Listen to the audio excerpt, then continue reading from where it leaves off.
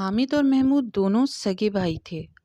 حامد تیسری جماعت میں اور محمود 7ویں جماعت میں پڑھتا تھا۔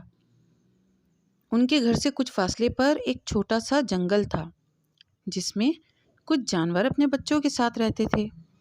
ایک دن حامد اور محمود اپنے گھر کے قریب میدان میں کھیل رہے تھے کہ حامد کی نظر بکری کے ایک بچے پر پڑی۔ بکری کا بچہ قریبی جنگل سے اس طرف آ نکلا تھا۔ حامد کے منہ سے بے ساختہ نکلا، ارے واہ بھائی جان، بکری کا بچہ۔ حامد کی آواز سن کر محمود بھی بکری کے بچے کی طرف دیکھنے لگا۔ اب تو وہ دونوں بھائی کھیل چھوڑ کر بکری کے بچے کو پکڑنے کے لیے دوڑے۔ تھوڑی سی کوشش کے بعد محمود بکری کا بچہ پکڑنے میں کامیاب ہو گیا۔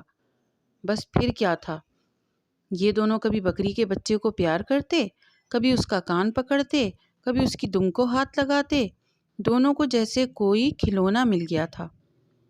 حامد کہنے لگا، بھائی جان، کیوں نہ ہم بکری کے بچے کو اپنے گھر لے چلیں؟ محمود کو بھی حامد کی بات سمجھ آئی اور وہ بکری کے بچے کو گود میں اٹھا کر گھر کی طرف چل پڑا۔ ابھی دونوں چند قدم ہی چلے تھے کہ انہوں نے دور سے ایک بکری کو اپنی طرف آتے دیکھا۔ بکری قریب آئی تو اس کی آنکھیں بھیگی ہوئی تھیں اور وہ اپنے بچے کی طرف دیکھ رہی تھی۔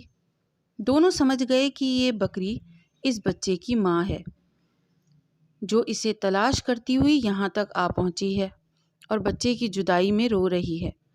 حامد اور محمود کو بکری پر ترس آ گیا اور انہوں نے بکری کے بچے کو چھوڑ دیا۔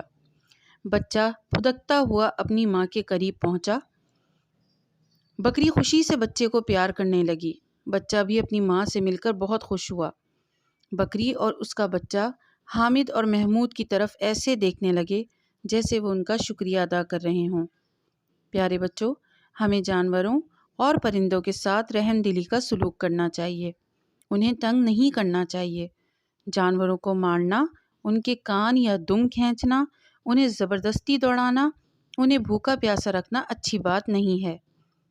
اللہ تعالیٰ ان تمام باتوں سے بہت ناراض ہوتے ہیں اور ہمیں ان سب باتوں سے بچنا چاہیے۔